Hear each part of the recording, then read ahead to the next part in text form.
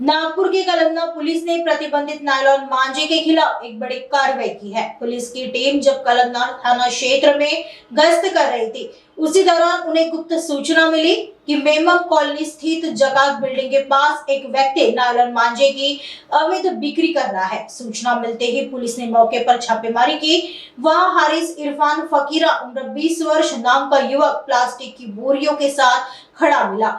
जब पुलिस ने उन बोरियों की तलाशी ली तो उसमें मोनोकाइट फाइटर लेबल वाले प्रतिबंधित नायलॉन मांझे के कुल 40 कोन बरामद हुए। पुलिस ने इस मामले में कुल 80,000 रुपए का माल जब्त किया है। आगे की जांच कलमना पुलिस कर रही है। तपास पथकासह कळमना गाव हद्दीमध्ये आम्ही पेट्रोलिंग करत होतो।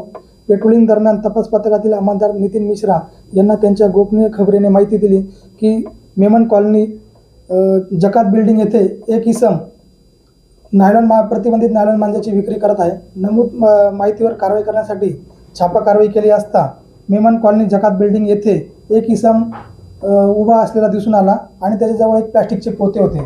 नमूद व्यक्तीची व प्लास्टिक पोत्याची झडती घेतली असता इसम नामे हारिस इरफान फकीरा वय 20 वर्ष राहणार मेमन कॉलनी जकात बिल्डिंग कामठी रोड याच्या ताब्यातील प्लास्टिकच्या बोरीमध्ये एकूण 40 कोन नायलॉन मांजा मोनोकाइट फायटर लेबल असलेला प्रतिबंधित नायलॉन मांजा मिळून आलेला आहे। एकूण 80,000 रुपयाचा मुद्देमाल त्याच्याकडून जप्त करण्यात आलेला आहे। नमूद आरोपी विरुद्ध भारतीय न्याय संहिता कलम 125 223 सह कलम परिवहन संरक्षण अधिनियम 515 अन्वये गुन्हा दाखल करण्यात आलेला आहे। पुढील तपास चालू आहे।